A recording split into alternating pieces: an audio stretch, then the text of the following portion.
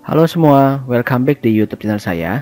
Pada kesempatan kali ini saya akan berfokus untuk sharing tentang story transformasi serta prospek perusahaan IATA, di mana menurut saya pribadi, katalis positif dari story dan prospek perusahaan ini akan berpotensi memberikan apresiasi pada harga saham IATA ke depannya.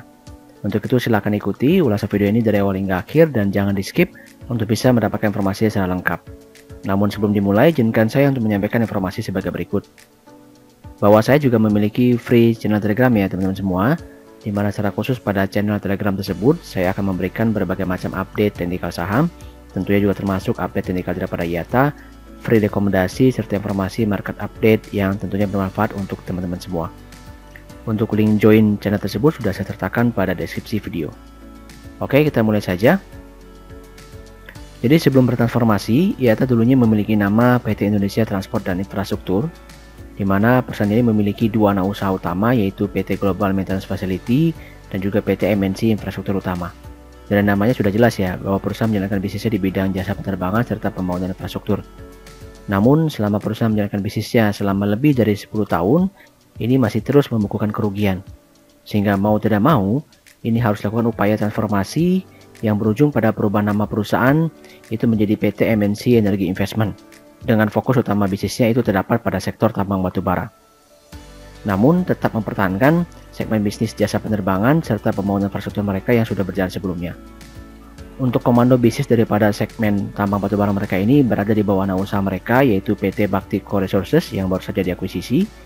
Sedangkan untuk PT Bakti Migas Resources nanti akan saya bahas lebih lanjut pada bagian prospek perusahaan. Berikutnya kita akan lakukan overview ya terhadap laporan laba rugi perusahaan pada kuartal 1 2022. Di mana terdapat beberapa poin penting yang perlu saya informasikan kepada teman-teman semua. Silakan disimak, yakni sebagai berikut. Jika kita lihat pada kuartal 1 2021, pendapatan perusahaan masih sangat minim ya, hanya sekitar 1,52 juta US dollar saja. Dengan capaian laba bruto juga baru sekitar 108.000 US dollar saja. Sehingga perusahaan IATA masih membukukan kerugian sebesar minus 1,3 juta US dollar. Namun pada Maret 2022 terjadi hal sebaliknya, di mana untuk pertama kalinya IATA mampu membukukan profit ya sebesar 9,4 juta US dollar yang dikontribusikan oleh melonjaknya pendapatan ke level 40,4 juta US dollar. Ya, ini adalah hasil daripada transformasi IATA. Setelah proses akuisisi mereka selesai, maka kinerja anak usaha mereka itu dikonsolidasikan dalam laporan keuangan IATA. Di mana dari kenaikan pendapatan ini juga berhasil memberikan kontribusi pada kenaikan laba bruto ke level 28,8 juta US dollar. Jadi kalau boleh kita bandingkan antara Q1 2021 dengan Q1 2022, ini lonjakannya sangat signifikan sekali perubahannya ya. Jadi benar-benar di tahun 2022 ini pendapatan serta laba bersih IATA ini melonjak signifikan.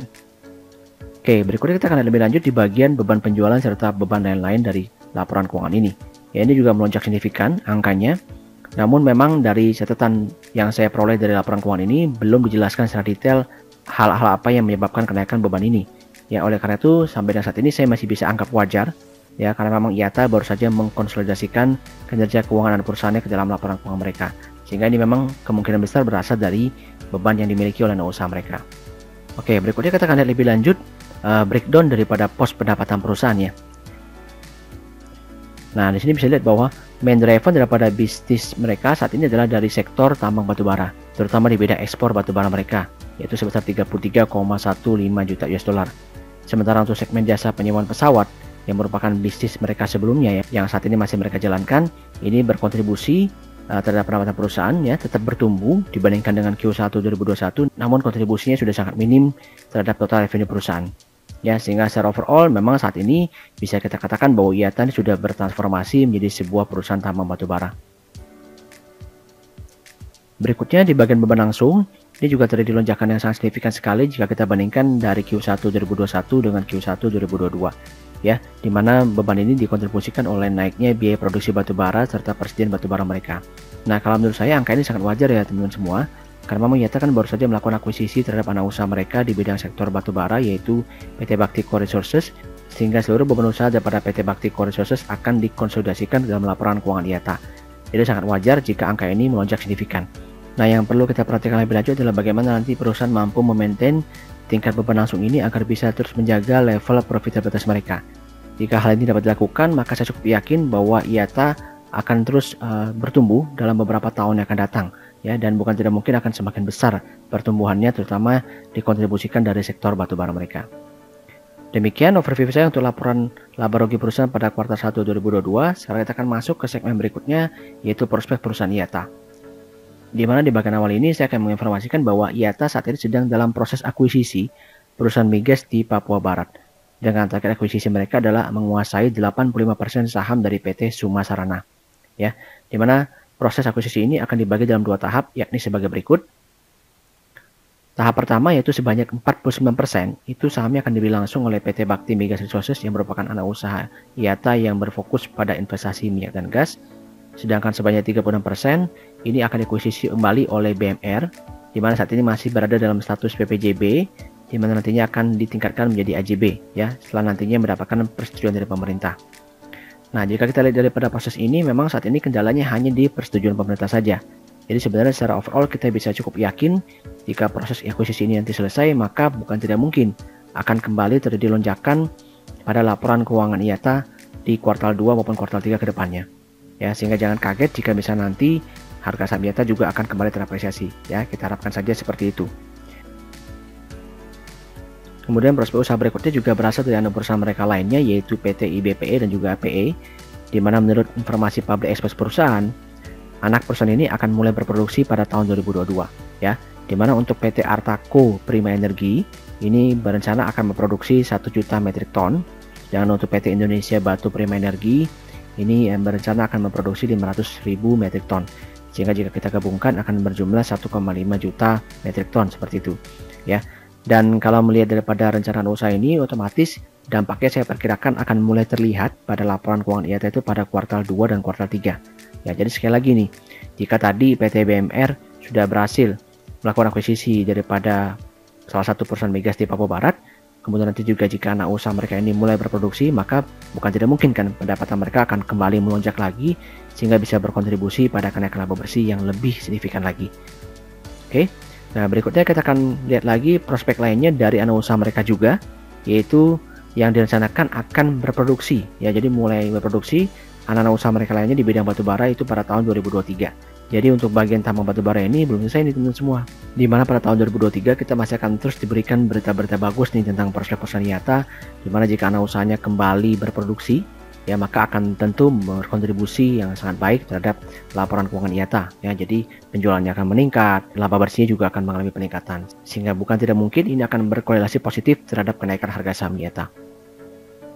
Dari informasi public expose juga saya dapati bahwa IATA juga sudah menegaskan bahwa mereka sebenarnya tidak hanya berfokus untuk melakukan akuisisi daripada tambang batubara baru, namun juga mencari peluang-peluang akuisisi pada tambang mineral lainnya seperti gold dan nikel. Ya, di samping itu mereka juga terus melihat peluang-peluang lainnya pada proyek-proyek energi terbarukan. Jadi dari sini bisa kita lihat bahwa sangat menjanjikan sekali ya ini prospek perusahaan daripada IATA ini. Oke, berikutnya berita terbaru adalah bahwa perusahaan IATA ini akan segera menggelar right issue dan juga private placement. Jadi 2 aksi korporasi sekaligus akan mereka gelar, itu setelah nanti mendapatkan persetujuan pada RUPS luar biasa yang akan diselenggarakan pada 18 Mei 2022. Jika kita berkaca pada aksi right issue pada umumnya, ketika sebuah perusahaan itu memang membutuhkan dana, di mana agar aksi korporasi right issue mereka ini bisa sukses, maka bukan tidak mungkin harga sahamnya akan dinaikkan ke atas lebih tinggi daripada harga saat ini, sehingga nantinya mereka bisa merilis harga penebusan right issue di bawahnya dan para pemodal bisa melakukan penebusan. Ya, ada potensi ke arah sana teman semuanya, sehingga perlu kita cermati peluang daripada aksi korporasi right issue serta private placement ini terhadap prospek harga saham IATA. Oke, demikian ulasan saya untuk bagian daripada prospek perusahaan IATA. Sekarang kita akan masuk dalam segmen valuasi harga IATA. Di sini saya tidak menghitung sendiri valuasi harga IATA, namun saya mengutip riset daripada salah satu lembaga sekuritas, yaitu PT Henan Putra Sekuritas, yang memberikan rekomendasi buy pada harga saham IATA dengan target price di level 390. Jadi masih terdapat 70% potensial return untuk harga saham IATA ketika mereka hitung pada level harga 230 seperti itu ya. Nah, hal-hal apa saja sih yang mendukung keputusan tersebut? Yakni sebagai berikut. Ya, dimana menurut Henan Putra sendiri ini potensi pemulihan kinerja keuangan IATA menyusul dari kontribusi anak usaha mereka, yaitu PT Bakti Core Resources BCR dan juga PT Bakti Migas Resources BMR, yang diharapkan dapat mengimbangi bisnis penerbangan mereka yang memang saat ini itu berkinerja kurang baik. Di mana mereka memproyeksikan bahwa EBITDA dan laba bersih perusahaan pada tahun 2022 dan 2023 itu dapat mencapai 233 juta US dollar pada tahun 2022 dan 260 juta US dollar pada tahun 2023, dengan laba bersih ya kurang lebih di level 93,35 juta US dollar di tahun 2022 dan laba bersih di level 104,05 juta US dollar pada tahun 2023. Jadi tren pertumbuhannya seperti yang saya bilang tadi itu masih akan terus bertumbuh nih sampai dengan beberapa tahun yang akan datang gitu ya. Dengan target produksi batubara juga lebih tinggi daripada yang ada saat ini. Ya, mereka juga memproyeksikan bahwa dari hasil aksi isu mereka, maka kemungkinan besar market cap mereka akan bertumbuh ke level 4,65 triliun. Artinya apa? Artinya harga sahamnya akan mengalami peningkatan. Ya, karena market cap-nya mengalami peningkatan setelah isu seperti itu.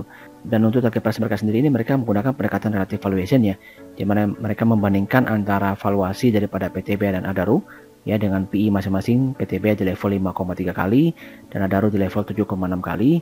Mereka hanya menargetkan saja IATA ini berada di level PI 4,8 kali di tahun 2022 dan 4,3 kali di tahun 2023. Jadi menurut saya pribadi memang masih merupakan TP yang masih sangat murah sekali, ya masih konvensional sekali. Ya bukan tidak mungkin harga saham IATA bisa naik melewati daripada level 5 PI, sangat mungkin sekali kalau menurut saya jika kinerja laba bersih ini bisa terus dipertahankan. Namun secara pribadi bisa saya katakan teman-teman semuanya bahwa kalau untuk investasi saat ini belum layak kalau menurut saya pribadi, karena proses akuisisi ini baru saja selesai dan turnaround IATA juga baru saja terjadi. Kita belum bisa melihat realisasi keberlanjutannya, meskipun sinyal-sinyal tersebut, prospek tersebut sudah ada, gitu ya. Namun belum firm, ya belum sangat firm. Karena jika kita bicara investasi, kita akan membeli dengan dana yang besar dan kita berharap dalam waktu yang agak panjang itu bisa terus bertumbuh. Nah, memang sinyal ke arah sana, sinyal positifnya sudah terlihat dari improvement yang terjadi pada laporan keuangan mereka yang berhasil turnaround mengalami laba bersih. Ya, namun jika bicara investasi, saya masih avoid dulu saham IATA ini. Namun jika kita bicara trading, ini jelas sangat menarik sekali. Karena kalau kita bicara trading, kita berfokus pada pergerakan harga sahamnya yang memang dalam 1-2 bulan terakhir ini sangat atraktif sekali ya, dan sedang berada dalam tren kenaikannya. Jadi dengan story dan prospek perusahaan ini yang memang sangat baik, ini bukan tidak mungkin akan kembali memberikan apresiasi pada kenaikan harga saham IATA ke depannya, seperti yang saya sebutkan sebelumnya.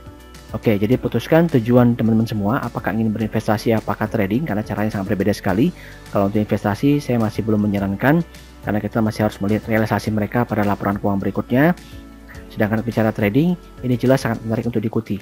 Oleh karena itu, jangan lupa untuk follow channel Telegram saya ya, untuk terus mendapatkan update-update teknikal IATA dan juga bisa mendapatkan peluang entry di saham IATA ini ya. Dimana untuk link join channelnya sudah saya sertakan pada deskripsi video. Demikian ulasan saya untuk saham IATA pada kesempatan kali ini. Bagaimana menurut pendapat teman-teman? Apakah saham IATA ini merupakan sebuah saham yang sangat menjanjikan ke depannya? Silahkan sampaikan pendapatnya di kolom komentar ya. Dan untuk teman-teman yang tidak sengaja mampir di YouTube channel ini, saya minta dukungannya untuk subscribe, like, dan juga share video ini ke rekan-rekan yang lain agar semakin banyak yang bisa mendapatkan manfaatnya. Silahkan juga untuk kembali menonton video ini dari awal hingga akhir sehingga informasinya bisa didapatkan secara jelas dan lengkap. Oke, terima kasih atas waktunya menonton video ini dan see you in the next video.